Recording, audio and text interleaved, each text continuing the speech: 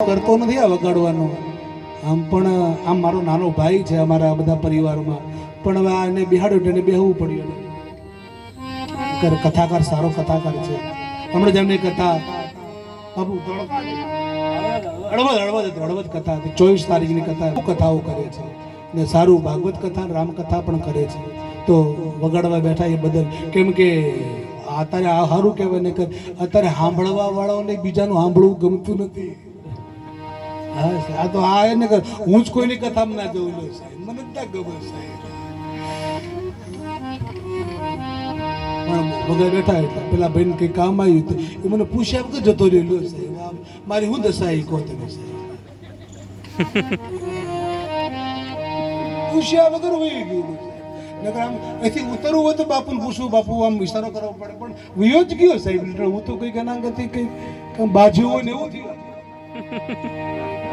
આ પહેલો મારો દાખલો આવ્યો સાહેબ, પહેલો દાખલો.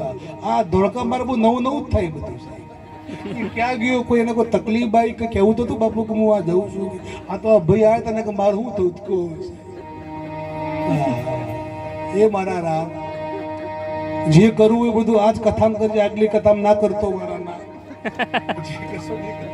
જે કંઈ કરવું આમાં બધું પૂરું કરી નાખજે મારા ના.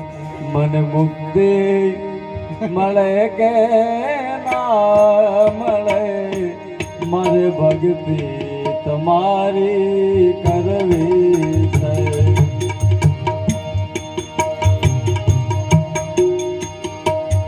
સેવા મળે કે ના મળે, મારે સેવા તમારી કરવી છે.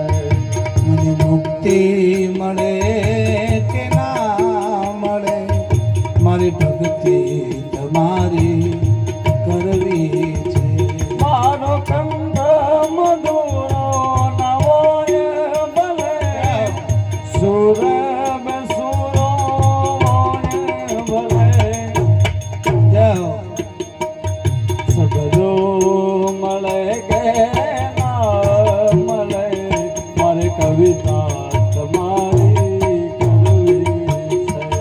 સબરો મળે કે ના મળે, મારી ભક્તિ તમારી કરવી છે.